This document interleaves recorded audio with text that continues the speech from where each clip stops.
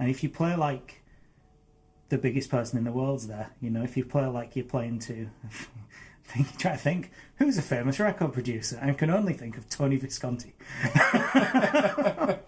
So, who was a famous record producer in 1975? Yeah. So, if you play like Tony Visconti's in the audience, then then you know that you might get somewhere. You might not, but you have a better time doing it than if you put no effort in. Hi and welcome to Big Gig Energy, a podcast by musicians for musicians, helping you get bigger gigs, no matter what level you're at. I'm your host, Steve Leggett, and with 10 years experience as a professional musician, doing everything from pubs and functions to travelling the world in a ukulele boy band, I understand that being a musician is rarely the glamorous experience people make it out to be, and that building your career up to a point where you get to go pro is about the most challenging professional leap of faith there is. But I'm going to use my experience and insight, and maybe a guest or two, to help you activate your own big gig energy and take things to the next level, whether you're a seasoned pro or just starting out. So, let's get to it. Well, hey, and welcome to the first Big Gig Energy interview episode.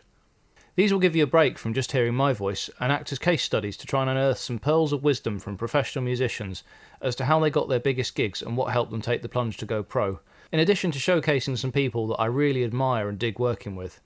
As part of the conversations we'll be having, I'll be asking all of my guests a set of questions, and I'm hoping I'll get some wildly different answers from everyone I speak to. This week, I'll be sitting down with Cieran Miller, a lad from Bradford I started working with at the back end of 2021 with his band The Northern Groove Collective. I've since played on some recording sessions as well for his upcoming album with his original project called Isolation Club with singer-songwriter Andy Ruddy. When I started working with Cieran, I was really struck by how he brought the same massive energy to every single gig we worked on, whether that was at Al's Duke Bar in Bradford or the main stage at a massive sports festival in North Liverpool. He's a powerhouse of a singer, an exciting performer to watch, and a really solid rhythm guitarist too. And crucially, I believe he has big gig energy. So I'm really excited to have him on the show. One quick note before we get started, there's a point in this interview where I say some quite controversial stuff about my old managers and Britain's Got Talent, which I've chosen to edit out by playing over the top of it with an ocarina. Hope you enjoy. But without further ado, let's get on to the interview. So here I am with Cieran Miller. He's a singer, he's a band leader, he's a guitarist, he's a performer extraordinaire, and he's here with us. Cieran, tell us a bit about yourself. Hey everybody. So I've been playing-ish and mainly singing for at least half of my life at this stage. In bands probably since I was about 15, maybe a bit earlier. Seriously in bands since maybe 16, 17. Various things, doing original stuff, doing covers gigs, pub gigs, doing some bigger original gigs, and I've kind of settled into the wedding scene at the minute. Nice. Which is fine, man. It's fine. There's nothing wrong with weddings. Weddings pay. Yes. That's the big one. Weddings pay. You need stuff. Stuff costs money, and weddings pay for it. Too right. How many projects have you got on at the moment? Lots. I've got my regular band Northern Groove Collective, which is a 7-piece wedding band, which you have played with. Indeed. I have a 4-piece version of that, which we've just come up with a name for right now, which will be revealed when I confirm it with the rest of the band. And that's going to eventually turn into like an 80s pop band, as a 4-piece rock band doing 80s pop stuff. I have my originals project with Andy Ruddy, which is Isolation Club. And I guess I play on my own sometimes. Of course. So between that, maybe four, including anything that I do on my own. That's brilliant, that. So of course, as part of all of these things, you've done a metric shit ton, I think is the technical term of gigs over your career. So a whole load, a whole load. But what makes a big gig for you? So for me, a big gig is any gig that you do. It's all about the mindset that you go into it with. And that mindset really exists on the basis of you could be playing to a huge producer and you don't know it. So if you put the effort in and they like it and they take that away, that's a better thing than if you put no effort in. Too right. And they think you're a set of wankers because you've not put any effort into the gig. Absolutely, yeah. And that's kind of where I sat on it. My dad told me a story about how the Police made it in the US. And in Canada, they did a gig where there were 2 people in the crowd. They brought the 2 people both down to the front, introduced them to each other, introduced them to the band, and then played a blinder of a show. And one of them was the local DJ for the radio station who started spinning the record the next day, and then they broke America. Amazing. It's just mad. Like, you don't know who's there. And if you play like the biggest person in the world's there, you know, if you play like you're playing to... try to think, who's a famous record producer? I can only think of Tony Visconti. So, who was a famous record producer in 1975? Yeah. So, if you play like Tony Visconti's in the audience, then, then you know, that you might get somewhere. You might not, but you'll have a better time doing it than if you put no effort in. Too right. And that's one of the reasons I asked you to be on, well, to be the first interview for the entire series, really, is that I've gigged with you in venues big and small. We've done some... we could definitely say some very big gigs together, and we've done some very small gigs very bad gigs together. Too right. But you've brought the same energy to all of them. You've got to do. And you work on the same basis, playing the bass behind your head and jumping around a lot. And for me, it's like, I grew up watching Rod Stewart chuck microphone stands round. So I'm always looking for a microphone stand that's light enough to throw in the air. And you can't buy them. I don't know what they're made of, but like, you can't buy them.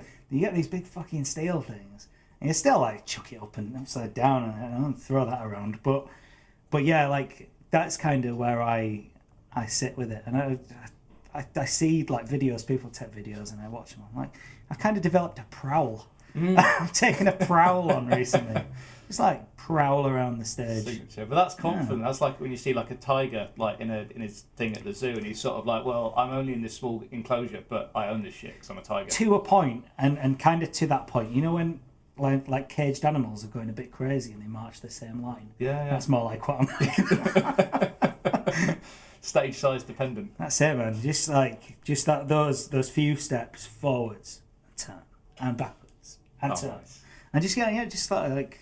But groove, always like live in what everything is sounding like, be aware of everything. I wear in-ear monitors, but only ever wear one, so I've got the sound of the band, which is always a nightmare, because if I wore two, I could turn it down, because it's never the one that isn't in, that rings, because most of the band tend to play, I can't really say it's a silent stage, because we've got monitors firing back and everything, but most of the band are tending to play quieter with all the sound going out the front, and then I have my in-ear jacked right up, so I go home and it's the side of with the in-ear in that's ringing at the end of the night. Yeah, I have always.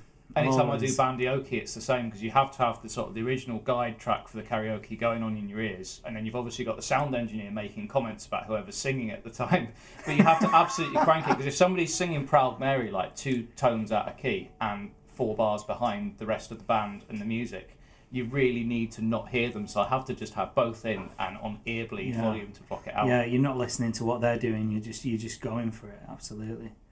No, I've only done bandioki once, and it was under duress, because I don't like doing karaoke, because it's not for me. Yeah. It's not my, that's not my turn.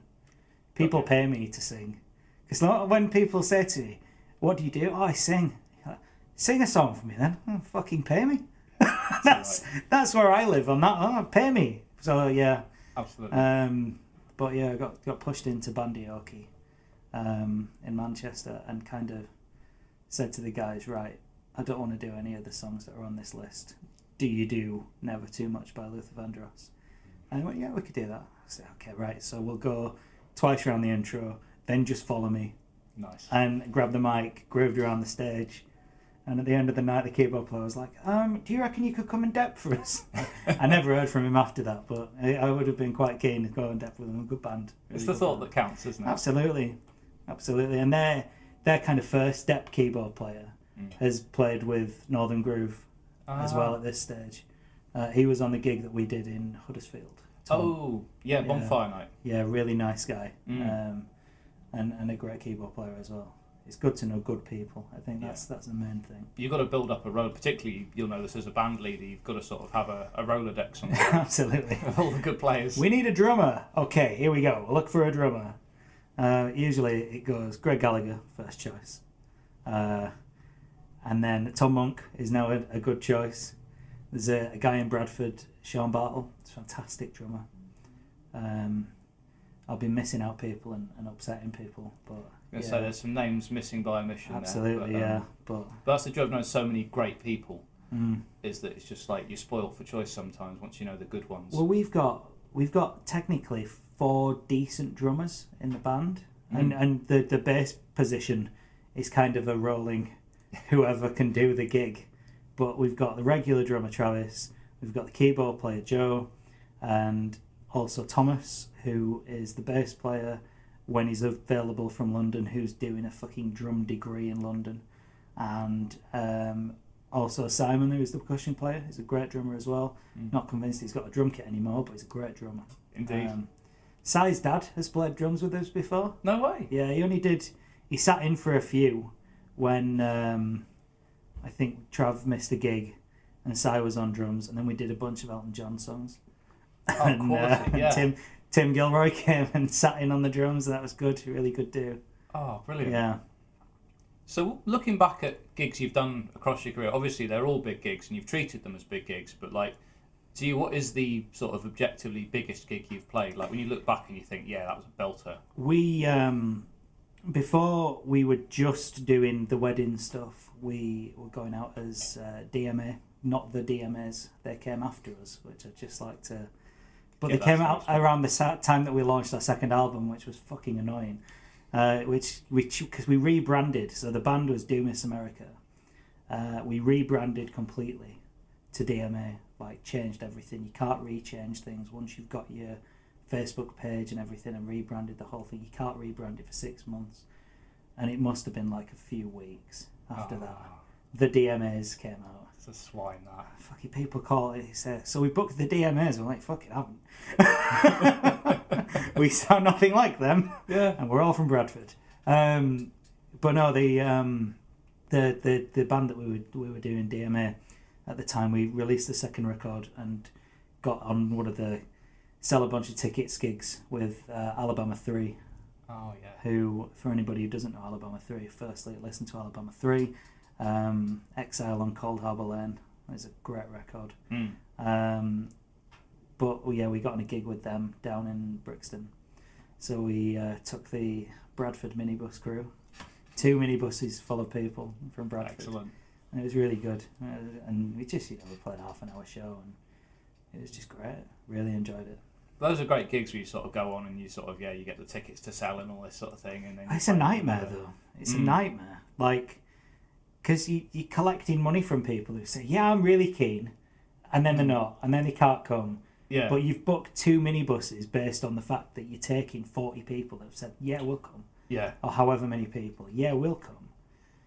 And then 3 people drop out, and you're like, well, fuck, I'm 45 quid down at this stage. Like, yeah. I'm paying for this fucking minibus. We're making no money, you know? The curse of originals, isn't Honestly, nightmare.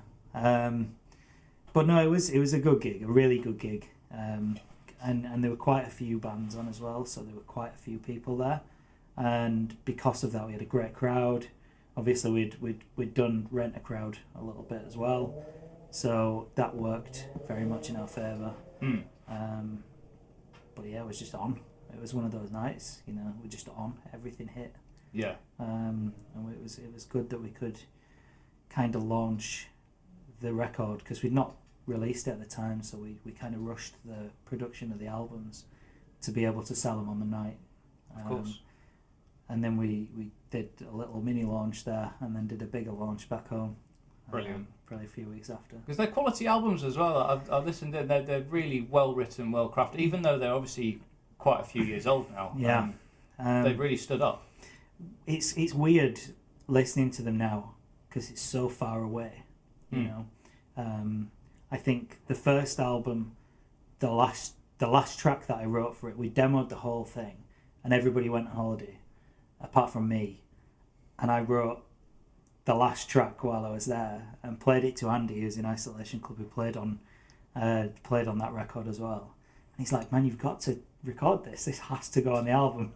And I was like, yeah, but we've already demoed the whole album, because it doesn't fucking matter. You need to put this on there. So, so I kind of demoed it with Andy, sent it to the band, and was like, right, this is going on.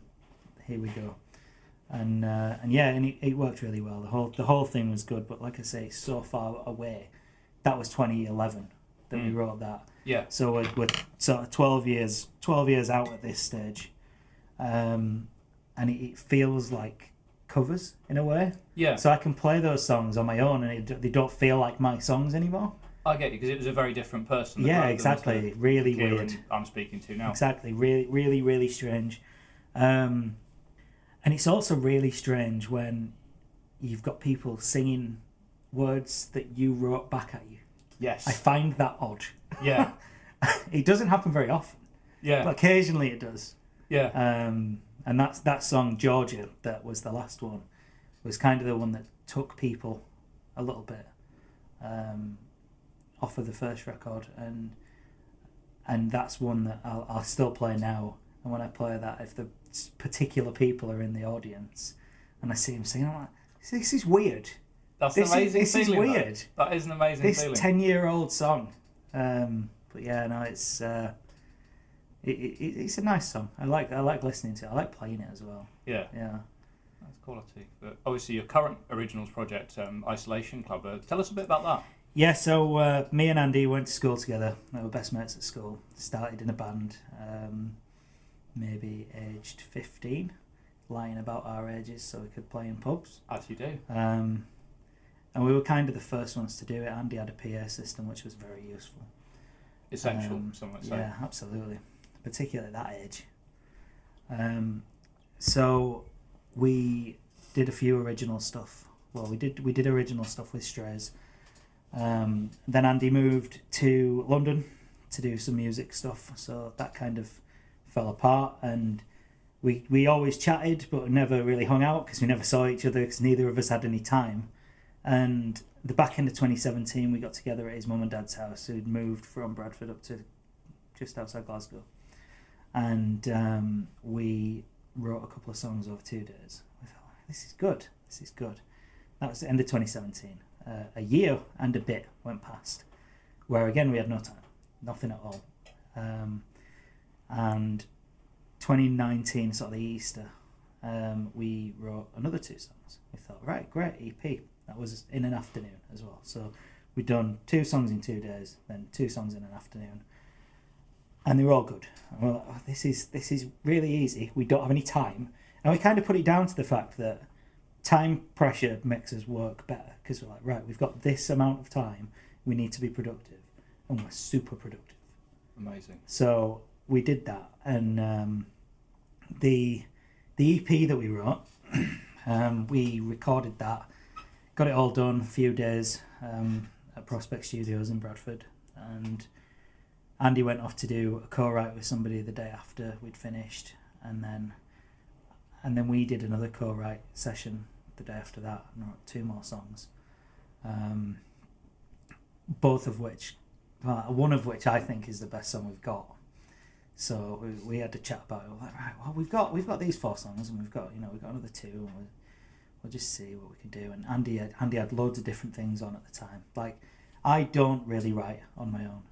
Andy's prolific, and I just don't. More of a team player for that. Yeah, and I've got to the point where I don't enjoy it. Okay. I don't enjoy the experience of, no, that's rubbish. No, that's rubbish. And occasionally something lands and you write it in 15 minutes. Mm. But if it don't happen in 15 minutes, it just goes, and I'm like, nah, I don't want to do that. That's interesting. So I don't enjoy the experience of writing on my own. So I'm like, right, let's get together and co-write. And I think there's a level of trust that me and Andy have just built up naturally over a long time. I'm trying to work out in years. A long time, more than 15 years at this point. But that happens with friendship, doesn't it? Yeah, You sort of get to a point, you know someone that well, you can almost, it's not that you can second guess them, but when they say something, it feels very familiar But already. you know what it is? It's more the fact that one of us can have an idea, the other one can go, no, that's rubbish, and that's fine. Yeah. Nobody's got hurt feelings about There's no it. egos involved. Exactly. Because, and it's more often than not, we just like fall about laughing at something shit and stupid. But yeah, so that's kind of how we work. We really hammer into things, throwing everything at the wall because we don't have to hold anything in. It's like, no, I can't say that because that's stupid, that's rubbish. So every idea happens, and some shit ideas lead to some good things happening, because you're like, I get where you're going with that. You've not got it quite where we need to be, so let's shape that into what it needs to be. Whereas if I was doing that on my own, that'd go, no, that's rubbish, and then the guitar would go down, and I'd go out of the room. So it works really well. But yeah, so we got to these 2 new songs. Like, right, okay. Andy was doing other stuff. Had another couple of albums to release, because that's what he does. He releases albums like they're going out of fashion. And we didn't have any time to do anything again. But the plan was, we've got 6 songs. Let's write another 4 and get a record. And fine, done. Right. Then we entered a song for Yorkshire competition with a song called Now Then, which we were thinking, it's a grand prize that'll probably cover the back end of what we need to pay for recording. We'll never win it, we'll never win it. We got into the last 4 though, and that was unexpected, and it kind of forced us into announcing this little quiet writing project that we had, and that came up, and we came up against a school and a choir. So we're fucked. We're not going to win this. Yeah. It's like when you're on X Factor, or not Britain's Got Talent, you see up against a dancing dog and a kid, and you're just like, well, I'm going to lose to a dog, aren't I? Absolutely. Did you do Britain's Got Talent? Our managers tried to force us to with Ukebox. There was this whole thing where we...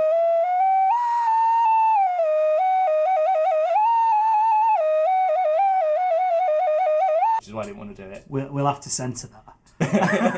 I'll bleep a lot of stuff out. Yeah. Highly censored before we all get sued. Yes. Allegedly. I'll just say for the record that Britain's Got Talent is a great organisation. They do great work, and they have done fantastic work for the music industry in this country. Allegedly. Allegedly. But yeah, so we did the Now Then. We released that. Drummed up a real lot of interest locally. And it went pretty well. We're really happy with it. That's on Spotify if anybody wants to go and listen to that. Isolation Club, Now Then. It's a dreadful picture, but it is what it is. I'll be linking it in the show notes along with all the other stuff mentioned. That's it. And then we polished off the album. We wrote another 4. Again, over the course of 2 writing sessions. 2 in one day, 2 in another. It's really weird because Andy comes up with so much, and he'll fire things through on voice notes, and he'll fire the same thing in 50 different ways. Right. And I'll hear something on way 2, and it'll stick for me. Oh. So we got to this song 2.5, and Andy had been fucking about with it for ages, and he changed it, and it had been on guitar, it had been on piano, it had changed structure, and it was just an afternoon. We had the first time we actually got together, sat down with it, 2 guitars, going through it, and we just did it. And 20 minutes, and that was something that had been kicking about for 6-8 months. Wow. That 20 minutes of just being together with the ability to kind of bounce off each other. It's insane how that worked. It sounds a bit like you almost act as a bit of a filter then. Because if I think I probably am firing ideas and you're going, that one's gold, let's do it. Yeah, and I've told him a few times that he's fired an idea. I say, yeah, that's great, but it's not us. Nice. And I'm quite comfortable of saying that's not us. There's a few things, like on Different Kind of Love, Andy had the chorus completely, like start to finish had the chorus, and I showed him a thing that I had on guitar, and it's so weird, like how things sort of just seem like fate. Right. And the reason that I say that is because this guitar was tuned to D standard, because I've been playing Gaslight Anthem songs. Of course. So it was tuned to D standard, and I'd got the intro riff for Different Kind of Love, what became the intro riff for Different Kind of Love, that I'd just been noodling around with, and it just happened to fit over what Andy got. The only reason it did was because it was in D standard. Right. Because it wouldn't have fit if it was in standard tuning. It would be in a different key. Oh, serendipity. It's so weird, man. It's so weird how that just sort of lands. So that one, no, that's a strong song. yeah, really happy with that. I'm really excited for this album being, because obviously vested interest to declare here. I have played you did session bass on a couple of tracks. As did your brother. As did my brother. Yeah, we've got the brothers Leggett. We get your sister involved somehow as well. Somehow. Yeah. Get her on keys for something. Just come down. Yeah. Come down so we can have the whole family Leggett on there. But I'm genuinely excited to share it because it's such a great project. The quality of the songwriting and the quality of the recordings, and obviously Luke at Prospect's done such a fantastic job of producing it. Yeah, we're just in a bit of a remix of those early songs now, because obviously with it taking such a long time of recording in bits, the newer stuff sounds so much different to the older stuff. Right. So I got the first couple of remixes back end of last week, and they sound really good. It's like just everything's got a little bit more space than it did before. Oh, nice. It sounds a little bit bigger, and then obviously it'll go off and get mastered and sound really loud. Yeah. Because I don't understand mastering. Just turning it up. I'm sure it's more than just turning up the volume. Sorry, Joe, if you're listening. But you want that consistent sound across the whole project. You don't want track That's to track. it. So it is going to take the time to do a remix on the whole thing, really, to make sure it does all sound, balanced and right across the board. But yeah, I'm really looking forward to it coming out. That's excellent. So I guess we'll finish off with a question I like to ask people just to sort of get an insight into their mind and where they are currently. In that, recommend us an album. This doesn't have to be your favourite album, doesn't have to be your opinion of the best album of all time, just an album you think people should check out right now.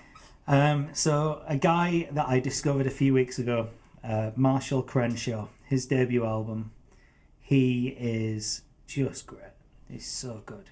He's somewhere between like Elvis Costello and the Cars and kind of the new wave stuff, but also Buddy Holly. Okay. So he's got all of that going. And he wrote My Favourite Waste of Time that Owen Paul did. Oh, nice. Hit with. Yeah. I need to list that for the 80s band. Excellent, yeah. But that's such a cool song, it's such a cool song. And he's just really good. He's really, really good.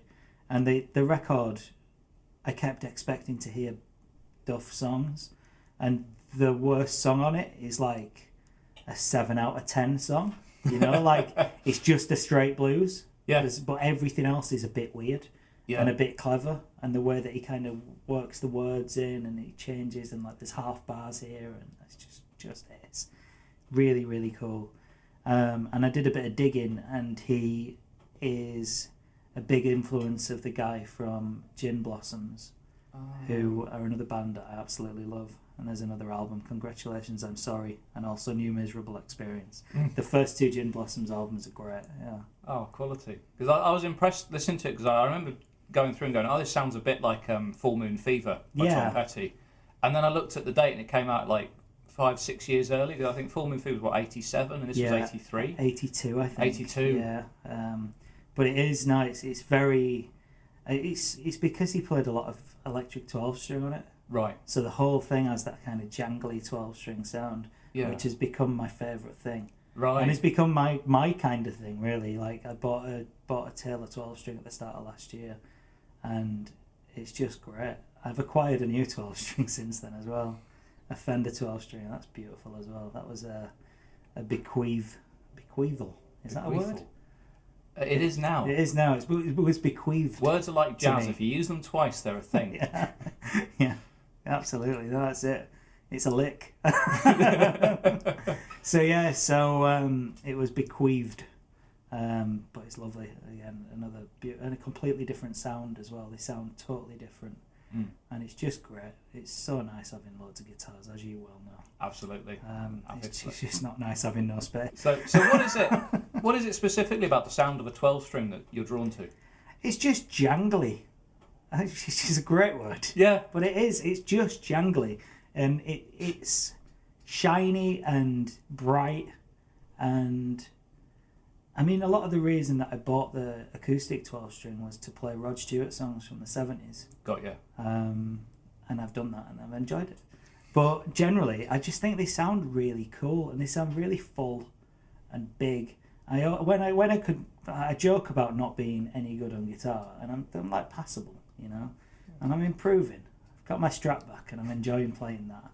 and I can play some semblance of like scales at this stage. That's good. That's good. Got to start somewhere.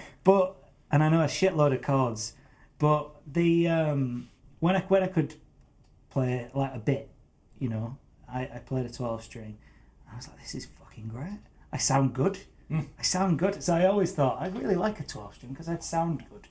And now I can play a bit, and I do sound good. That's great. Have you ever tried a Rickenbacker? Obviously, you like the jangle thing, and they are known for their jangly sounds. So I've never tried a Yeah. Rickenbacker. They're just expensive, man. They are. That's the problem. They really are. I don't play enough electric guitar to like give good enough. You mean you can't immediately justify dropping $4,000 on a? Yeah, surprisingly. Something you have to wait. What is it? 2 years? I think the waiting list at the moment. Yeah, Christ. It's a long ass waiting list. I like those £120 Knoxville ones from Gear for Music. The affordable ones. That's the affordable, not cheap ones. Yeah, Yeah. that's where I'm looking, and then I'll rebrand it. And so it doesn't look like I bought Gear for Music guitar. Stick your own brand on it. That's it. The Lion. Yeah. Stick the Lion mark on it. The Absolutely. Miller line. Yeah, that'd be good. And you know it's free salmonella then as well.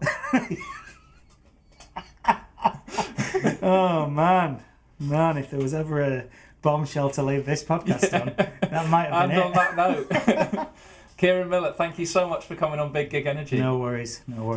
I'll bring Andy next time. Too right. Take it easy, man. Take it easy, man. Well, there we have it. Thanks so much again to Cieran Miller for joining us here. There was a really interesting talk, especially given how many projects Cieran has on the go at the moment, and we didn't even get started on his Thin Lizzy obsession and his tribute band for them. I'll, of course, be including links to everything relevant in the show notes, so all the things that we've mentioned, all the various projects, all the bands, everything that's going on is going to be in there. Thanks so much for listening, and we'll see you next week. Thanks for listening to this episode of the Big Gig Energy podcast. This is the bit where I'm obliged to fish for engagement and stuff, so you can find me on Instagram as Big Gig Energy, that's BIGGIGENERGY, or you can get in touch via email at biggigenergy@gmail.com.